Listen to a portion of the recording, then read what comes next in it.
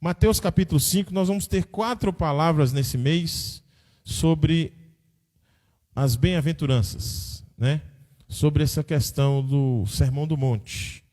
E eu queria que você ficasse com o texto aberto aí, que daqui a pouco nós vamos ler. Eu vou fazer uma introdução e à medida que a gente for caminhando no estudo aqui, nós vamos ler o texto, tá bom? Mas fica aberto aí em Mateus capítulo 5.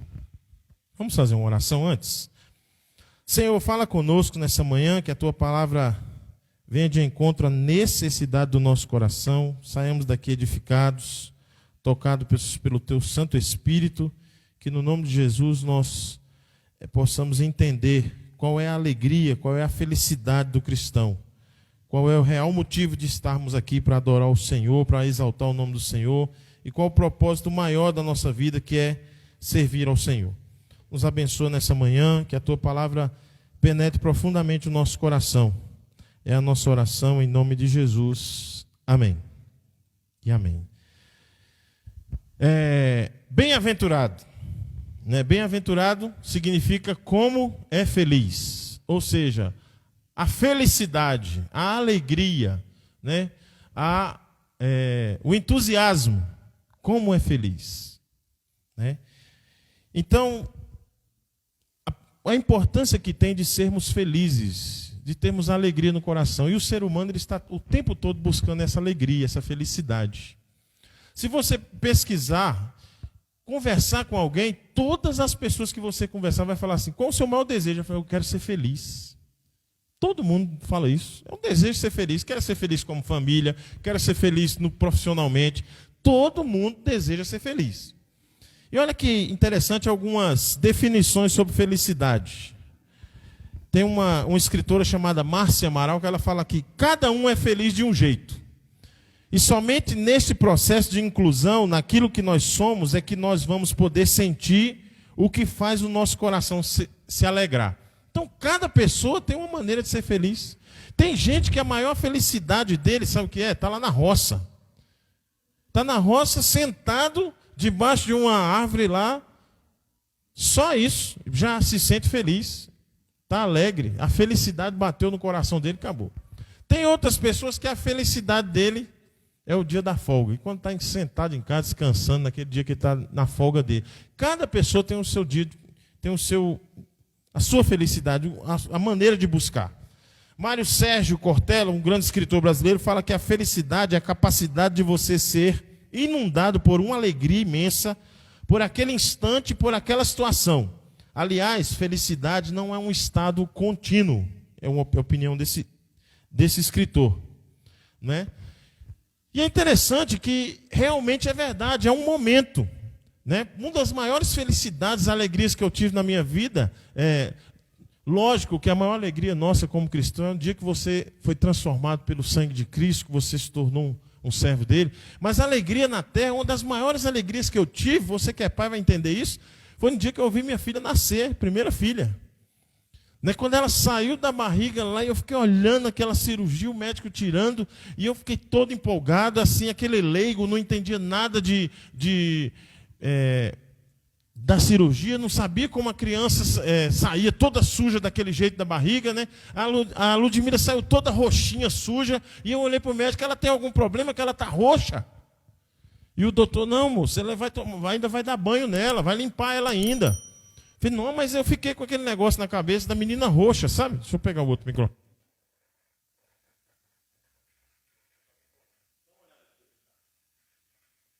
Isso.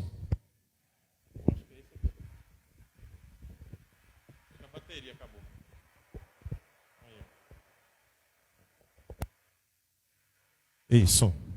Vamos lá. Amém. Acho que é cabo aqui, ó. Vamos lá. De vez em quando para, eu acho que é bateria. Mas vamos lá. E eu fiquei tão empolgado naquele dia, sabe? Foi uma alegria assim no meu coração. E eu falei, meu Deus do céu, que coisa, né? Que coisa preciosa. Aí eu fiquei com aquela imagem dela roxa. Quando eu fui lá no berçário, eu olhava no berçário procurando uma menina roxa. E a enfermeira, eu comecei a bater no vidro e acordando as crianças, os meninos chorando. E ela, você está incomodando, você está acordando os bebês. Eu falei, não, a minha menina não está aqui. Cadê a minha menina roxa? Aí ela, não, qual o nome da sua esposa? Eu falei o nome, essa aqui, ó, branca igual leite. Já tinha tomado banho e tal, mas eu não imaginava, né? Não tinha noção. Mas a felicidade e a alegria é algo que foi um entusiasmo muito grande naquele momento. Mas olha que coisa interessante o que alguns jornais têm falado sobre o estado do ser humano hoje. O mundo está mais triste e cheio de raiva, afirmou uma pesquisa feita por um site chamado Galileu. Outro site de notícias, um jornal, The New York Times, falou assim, sobre o Brasil, hein? Os brasileiros nunca foram tão infelizes, revelando um estudo mundial. Outro site de pesquisas de um jornal também americano falando assim, nós somos a incrível geração de sorridentes, de fotos sorridentes, mas de travesseiros encharcados. O que é que ele está dizendo com isso? Nós somos uma geração que quando vai tirar foto, todo mundo está bonito, né? Sorriso nas fotos, mas quando vai para o travesseiro tem muita gente que está chorando. Melhorou? Está chorando, está desesperado. Então essa é a geração que nós vivemos hoje. Uma geração difícil, uma geração que aparenta felicidade, mas não é feliz. E quando nós olhamos para esse texto da palavra de Deus, esse texto de Mateus capítulo 5, a gente pensa assim, qual a receita para a felicidade? Qual a receita para o sucesso? Né? E a gente vai pensar, otimismo, relacionamento com pessoas, felicidade. Será que tudo isso leva ao sucesso? Obrigado, irmão. Né? Tem um escritor chamado Charles Arshall, que ele fala assim, ó, a felicidade para muitos é um benefício, é algo que os alavanca, que levam a pessoa a encontrar motivos para sorrir em meio às adversidades, e essas pessoas precisam diariamente estar renovando isso no seu coração. E quando nós olhamos agora para o texto da palavra de Deus, Mateus capítulo 5, verso 1 e 2, presta atenção agora que coisa interessante sobre a felicidade. Eu já falei aqui algumas coisas do mundo que nós vivemos hoje. Uma das coisas mais chocantes que eu pesquisando e lendo foi isso. Ó. Nós somos uma geração de fotos bonitas e sorridentes, mas de travesseiros encharcados. Né? Se você olhar a rede social, você consegue achar alguém que tem uma rede social que a foto e perfil dela é chorando? É triste? É amargurado? Não. A foto é só de sorriso bonito, né? Às vezes a pessoa faz até o make lá, faz maquiagem para tirar a foto, para parecer bonito lá. Né? Mas olha o texto. Vendo as multidões, Jesus subiu ao monte e se assentou. Seus discípulos aproximaram-se dele e ele começou a ensiná-los dizendo, presta atenção agora, a palavra bem-aventurados, no grego é makarios. Bem-aventurados, eu não vou ler o texto, todo o versículo, só os bem-aventurados. Bem-aventurados, ele fala, os pobres de espírito, pois dele é o reino dos céus. Aí ele vem, bem-aventurados os que choram, os humildes, bem-aventurados que têm fome e sede de justiça, e depois tem as respostas, né? Bem-aventurados os misericordiosos, os puros de coração, os pacificadores, bem-aventurados os perseguidos por causa da justiça. Jesus vem falar aqui sobre a felicidade, que é o Macários, né? Ou seja, bem-aventurado. Jesus não está falando aqui, não é sobre sentir ou ter. Jesus não está falando sobre eu ter alguma coisa, sobre sentir alguma coisa, mas ele está falando sobre viver. Jesus, ele não está falando sobre futuro aqui para nós. Jesus está falando sobre hoje, é sobre o agora. Ele não está falando assim, ó, vai ser feliz, não. Bem-aventurado, ou seja, é agora. É hoje. Jesus não está falando sobre a ausência de dor, que nós não vamos ter problemas, nós não vamos ter lutas. Ele está falando assim, ó, em meio às lágrimas, em meio às lutas, bem-aventurados. Ele não está falando sobre estar, mas ele está falando sobre ser. Jesus não está falando sobre uma percepção subjetiva, mas ele está falando sobre uma voz objetiva. Ele está dizendo para assim, ó, quem é feliz? Feliz é aquele que é assim, feliz é isso, feliz é aquele. Ele está falando para hoje, para nós. Então Jesus está falando para nós. Então quem é feliz? É o cidadão dos céus que ele está dizendo. Ele está falando que é feliz, é o cidadão do reino de Deus. E a primeira coisa que ele coloca, nós vamos falar sobre esses dois primeiros hoje, ele fala assim, ó, quem é esse cidadão do reino de Deus que é feliz? Aí ele fala aí, se você voltar para o versículo primeiro não, o 3 ele fala, bem-aventurado o quê? Os pobres de espírito. Ele está dizendo para mim e para você, ó, feliz é aquele que é pobre de espírito. Que coisa esquisita, né? Mas você vai entender o que ele está dizendo para nós aqui. Para a gente entender bem isso, é só você ir comigo lá em Lucas agora, vamos lá? Capítulo 18, do verso 10 ao 14. Parece esquisito quando você ouve alguém falar assim, ó, Jesus está dizendo para você, Áquila, que feliz é aquele que é pobre de espírito. São os pobres de espírito. Esquisito, né? Parece um negócio complicado, mas vamos ver o texto aqui, ó. Do 10 ao 14, Lucas 18. Eu falei só Lucas, né? Não falei o capítulo, né? Lucas 18, do 10 ao 14. Abre aí que eu vou ler.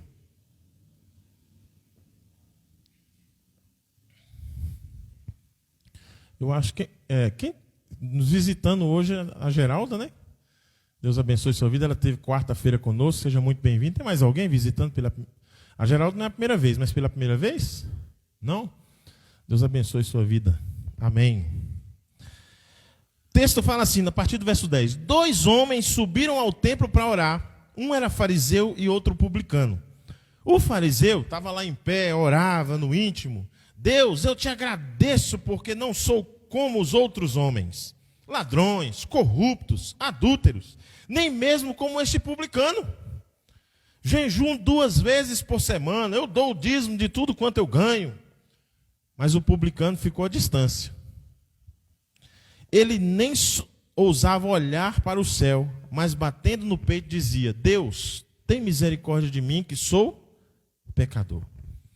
Eu lhes digo que este homem, e não o outro, foi para casa justificado diante de Deus. Pois quem se exalta será humilhado, e quem se humilha será exaltado. Jesus vem não para o super espiritual, meu querido, mas para o vacilante, para aquele que é enfraquecido, que sabe que não tem nada a oferecer, e que não é orgulhoso demais para aceitar a esmola da graça admirável. Jesus ele não vem para um super cristão, para aquele que fala que eu sou santo, que eu oro, que eu faço jejum, que eu sou isso, que eu prego, que eu faço aquilo outro. Não, Jesus vem para o miserável, para o enfraquecido, para aquele que vacila, para o pecador. Por isso que ele fala, eu não vim para os sãos, eu vim para os doentes. E sabe que nós vivemos uma geração de pessoas doentes hoje? Sabe qual é o tipo de livro que é mais vendido hoje no mundo? Você tem condições de chutar para mim aí? Alguém? Quem falou aí? Foi você, Ricardo, falou? Qual foi o que você falou? Por incrível que pareça, na hora eu pensei a resposta do Ronaldo. É a Bíblia o que vende mais. O mais vendido hoje são livros de autoajuda. A Bíblia é muito vendida hoje, viu, irmãos? Mas livro de autoajuda está impressionante. E é um dos que são os mais são os livros mais escritos hoje. Você chega numa livraria, naquela leitura, vai na parte de autoajuda para você ver o tamanho que é o espaço. Não é? Os pobres de espírito são felizes porque deles é o reino dos céus. Ele fala aqui. Ou seja, ele está falando assim, não pobre no sentido de a pessoa, essa é pobre de espírito, essa pessoa é difícil. Não, pobre de espírito no sentido assim, olha, eu não tenho a capacidade, eu não tenho a condição de entender e de olhar para Deus e achar que eu sou alguma coisa. Eu não sou nada. Eu dependo dele, eu preciso dele. E o verso que vem seguinte é, os que choram também são felizes porque eles serão consolados. Então, se a gente pensar aqui, ó, ele está falando assim, é de renúncia. Olha, aquele que renuncia, aquele que entende que ele não é nada, deles é o reino dos céus. E ele está trazendo uma reflexão de que, olha, você precisa aprender a escutar. Você precisa aprender a ponderar. E você precisa aprender a reconhecer. Por que escutar? Primeiro, escutar. Nós temos facilidade de escutar, irmãos? Sim ou não? Por isso que Tiago coloca lá, todo homem esteja pronto para ouvir, tardio para se irar. Irmãos, pense numa geração que gosta de falar, é a nossa. Pense numa geração que tem médico em toda casa. Você entra na rede social, todo mundo é médico. Todo mundo sabe se pode ou não pode tomar vacina, todo mundo sabe se pode ou não pode fazer isso, se pode ou não pode... Todo mundo. Eu estou me incluindo nisso também. Todos nós achamos que somos médicos, a gente já dá opinião.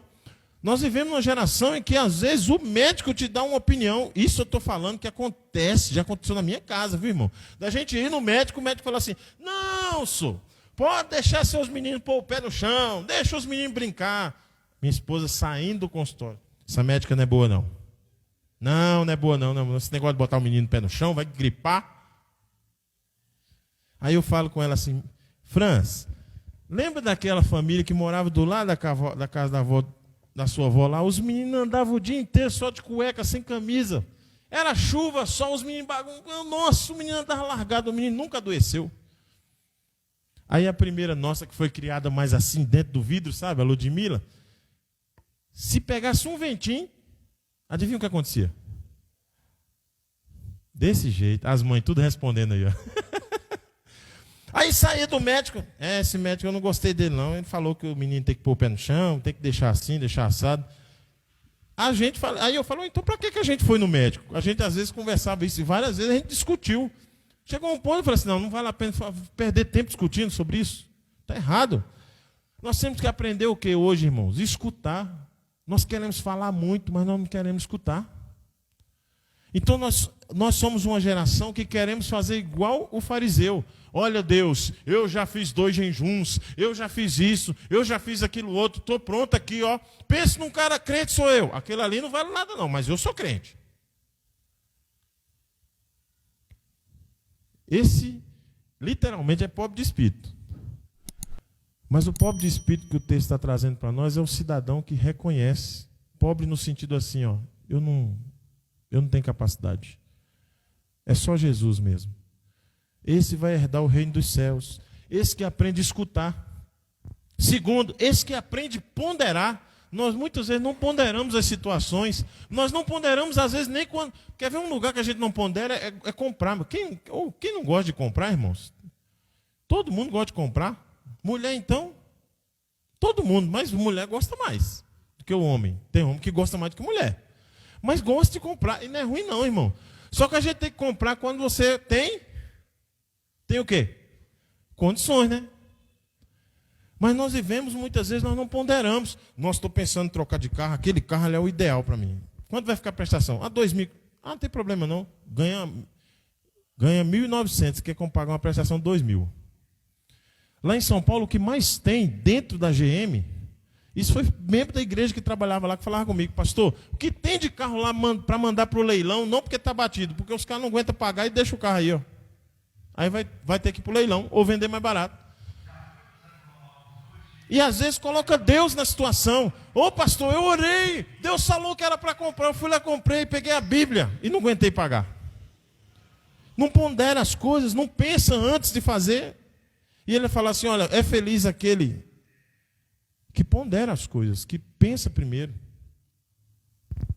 O cidadão aqui publicano, ele ponderou. Só, olha, Deus, eu não sou nada não. Eu sou um lixo. Bateu no peito, eu sou pecador, sou falho. Né? E Jesus vem e fala a frase lá. Eu lhes digo que esse homem aí, ó, e não o outro, ele foi justificado para casa. Por quê? Ele reconheceu, ele ponderou. E ele reconheceu, que é a terceira palavra, reconhece que é pecador. O fariseu não, olha, eu sou crente, rapaz, graças a Deus eu me orgulho da minha humildade, pastor. Está errado. Né? Agora, como eu vou fazer isso na prática? O que eu preciso fazer? Aprender a ouvir. Ouça as pessoas, ouça quem são os mais velhos. Uma das coisas que meu pai sempre falava comigo, ouça os mais velhos. Você quer aprender bem, a crescer como pastor? Ouça os mais velhos, cola nos mais velhos, ouve eles. Não quer dizer que os jovens não podem ajudar não, viu, irmãos? Agora, como eu faço isso? Tomando uma atitude. Tome atitude. E por que eu preciso fazer isso? Porque assim eu vou ser bem-aventurado. Agora, como eu posso? Pensando nos 2 versículos que nós lemos aqui, né?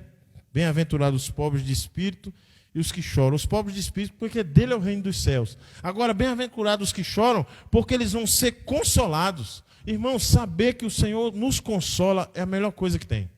Saber que em meio às lutas, em meio às dificuldades que você enfrentar, em meio aos problemas que você passar, o Senhor vai te consolar, isso é coisa preciosa demais.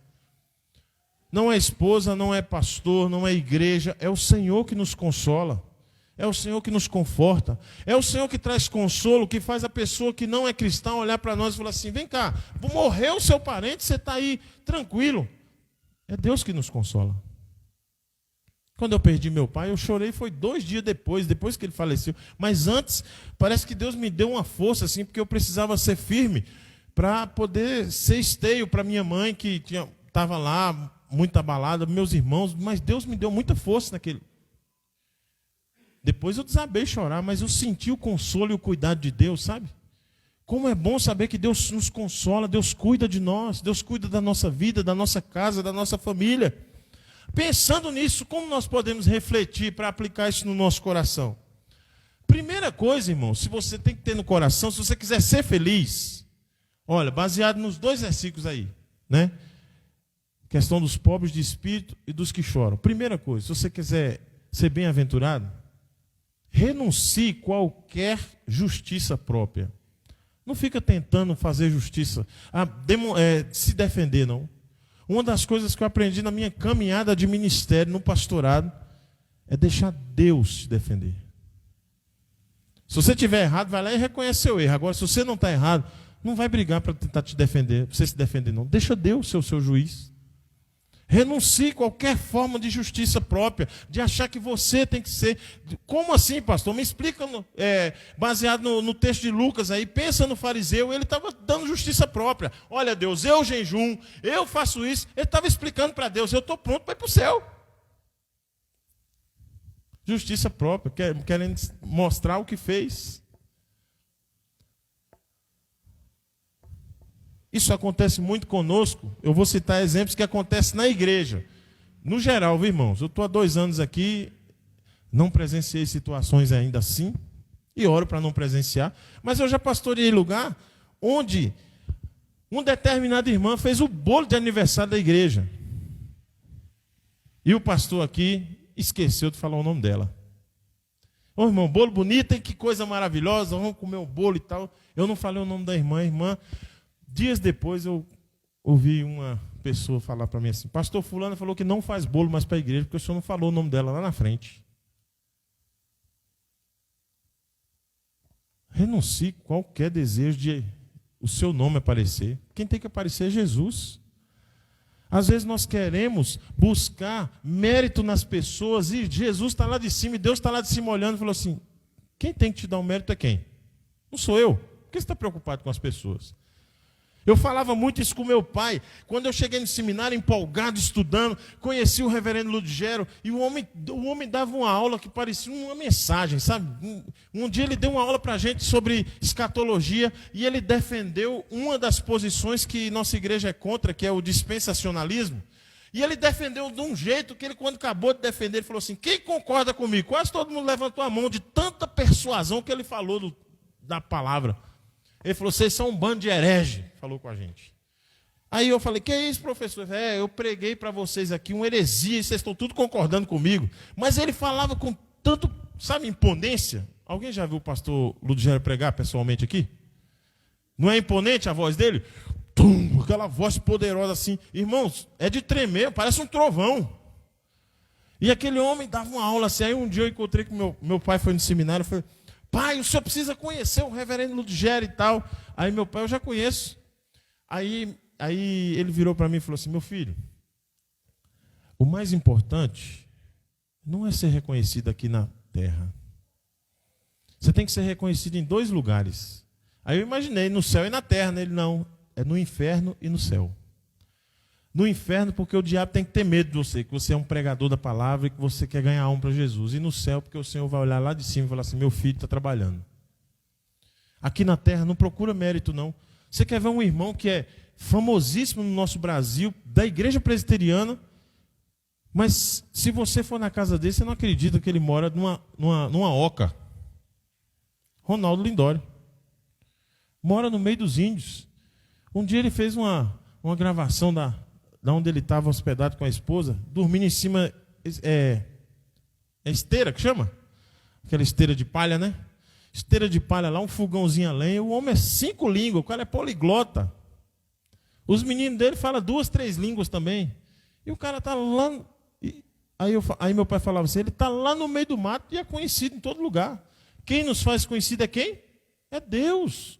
Não é você que tem que falar. Não busque justiça própria, não busque dizer para os irmãos, olha, eu sou um homem de oração, eu sou assim. Não, irmãos, é Deus que tem que ver isso em nós.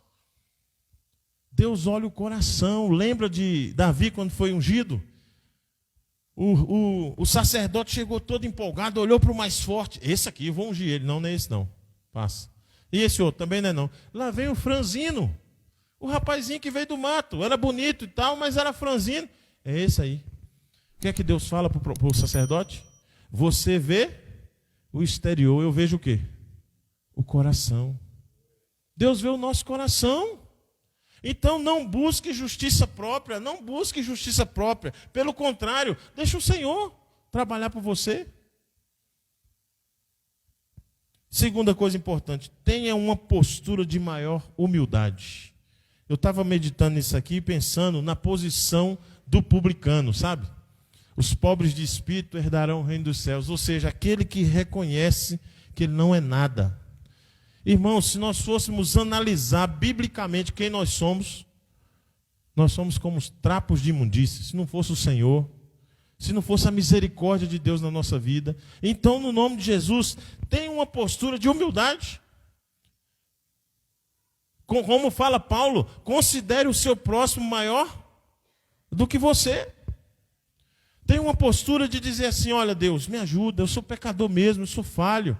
Irmãos, ontem na reunião do conselho, o Ronaldo falou algo que é precioso. Subir aqui, irmãos, treme a gente, dá frio na barriga. O reverendo Ludgero Bonilha falava para a gente, olha, no dia que você subir no púlpito, você não sentir frio na barriga, tem alguma coisa errada. Dá frio na barriga, Acla, subir aqui para pregar? Bastante, né? Irmãos, é sério, porque nós não estamos falando de qualquer coisa, nós estamos falando das sagradas escrituras, das coisas de Deus. Então, nós temos que subir já dizendo, Senhor, não sou nada, Senhor que tem que falar comigo. Me ajuda, me dá graça. Por falar nisso, um parênteses aí, voltando de férias, no início de fevereiro, nós vamos começar aqui na igreja, toda quinta-feira à noite, a nossa classe para estudar sobre pregação, homilética, tá bom, irmãos? Quem quiser participar, depois você me manda no zap lá, ou no Telegram, eu estou no Telegram também agora, tá bom? Se você quiser mandar lá, pastor, eu quero participar. Quanto paga? Não, você não vai pagar nada, você só vai comprar sua apostila, que eu vou fazer ela encadernada bonitinho para te entregar, tá bom? Vai ser baratinho, coisa de R$10 a apostila, para a gente estudar junto. Eu vou aprender junto com vocês, irmãos, para a gente crescer junto e melhorar em nome de Jesus. Tenha uma postura de maior humildade. Humildade não é ser miserável, viu, irmãos? Porque tem gente que é como aquela hiena da propaganda lá, ó vida, ó morte, Não, isso não é humildade não, irmão. Eu tenho outra palavra para isso, sem vergonhice. Isso não é humildade.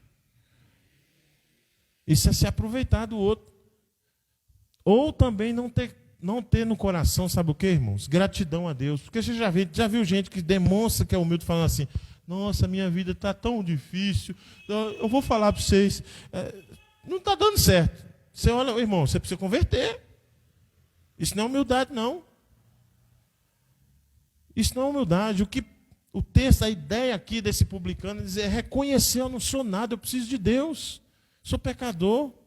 Tudo que nós temos, tudo que fazemos, amado, é o Senhor que nos dá, então tem uma postura de maior humildade.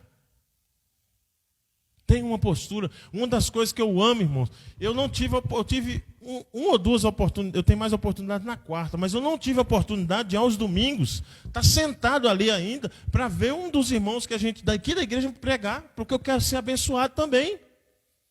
Porque normalmente pastor só põe membro da igreja, ou eu fiz isso esse ano, mas não por vontade própria, mas por força da questão de eu ir para a Conceição. Mas muitas vezes o pastor só põe um cara para pregar da igreja quando ele não está. Já viu isso? Não é verdade?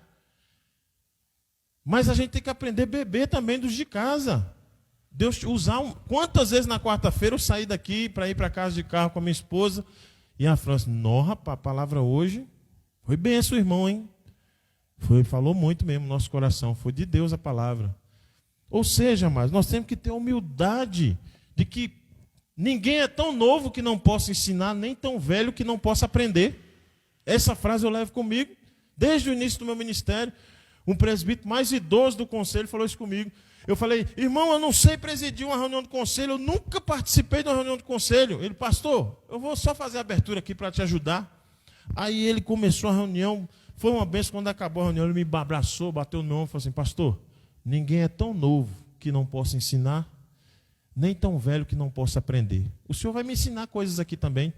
Eu, que é isso, esse irmão Elias? Vai. Elias, o nome dele. O senhor vai ensinar umas coisas para mim, o senhor pode ter certeza. Todo mundo aprende.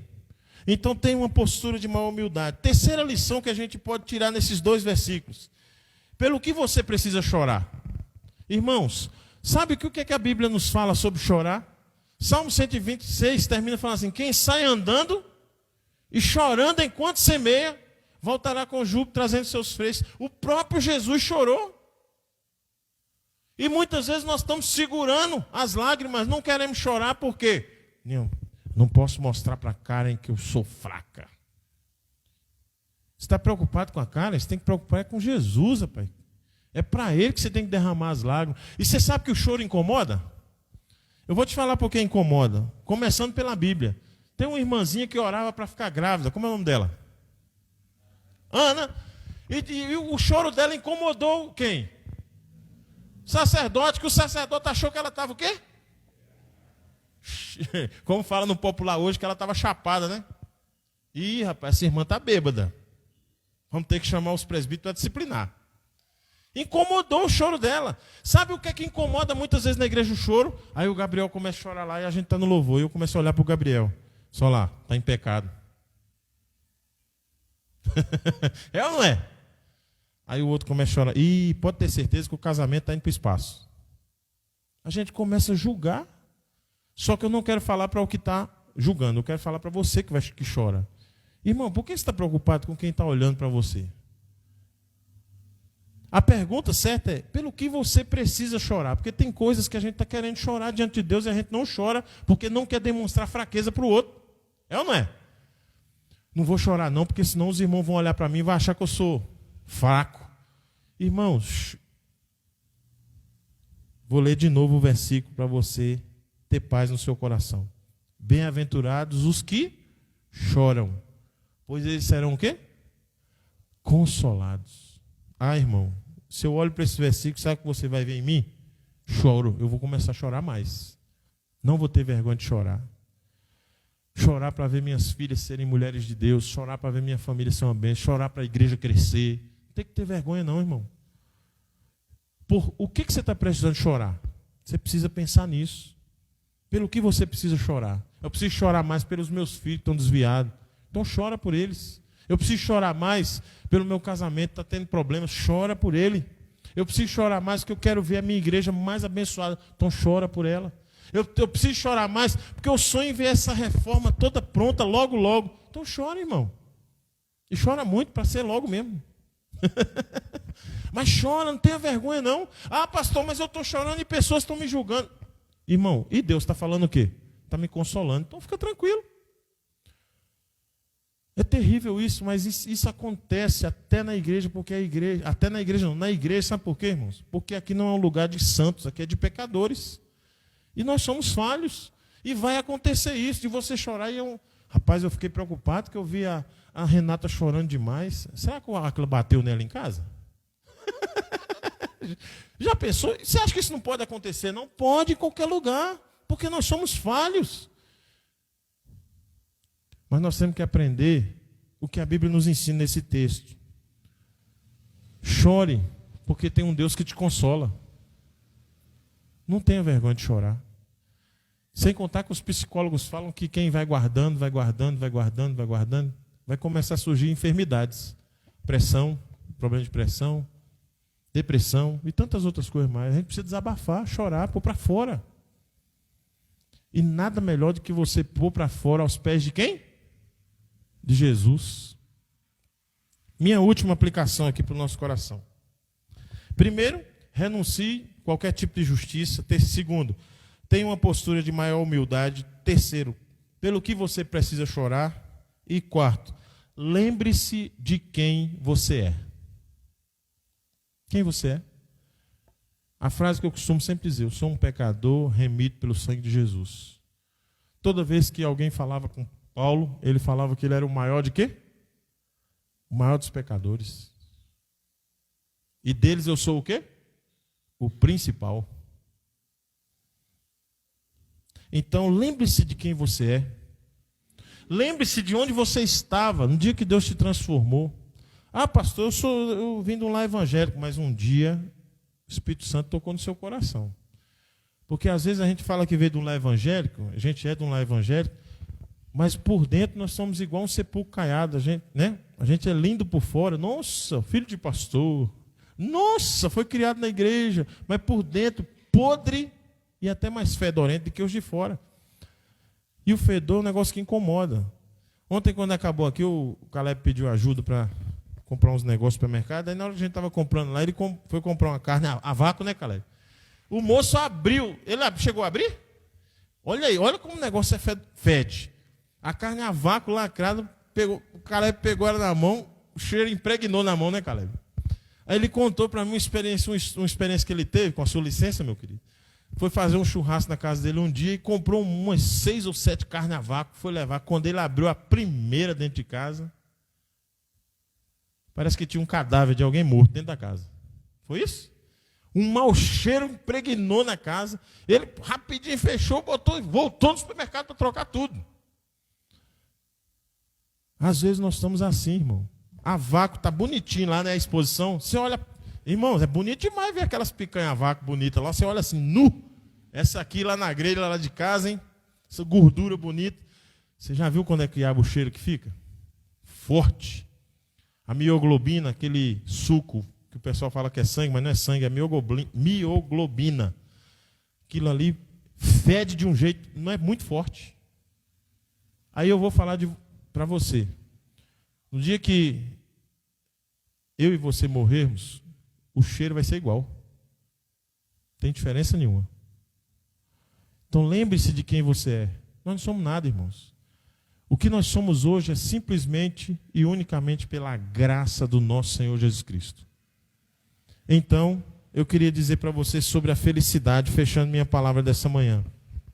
Dizer para você o seguinte: bem-aventurado é aquele que tem a humildade de reconhecer que só é alguma coisa por causa de Jesus. E bem-aventurado é aquele que chora, porque tem um Deus para consolar o seu coração. Meu irmão, se você tem alguma coisa para chorar diante de Deus, eu quero te desafiar a chorar. Chore. Coloque na mão de Deus. Talvez a resposta dele vai ser não, mas você vai saber que é Deus que está dizendo não. E se ele está dizendo não, é porque ele tem um propósito bom, melhor, na frente, em nome de Jesus. Amém?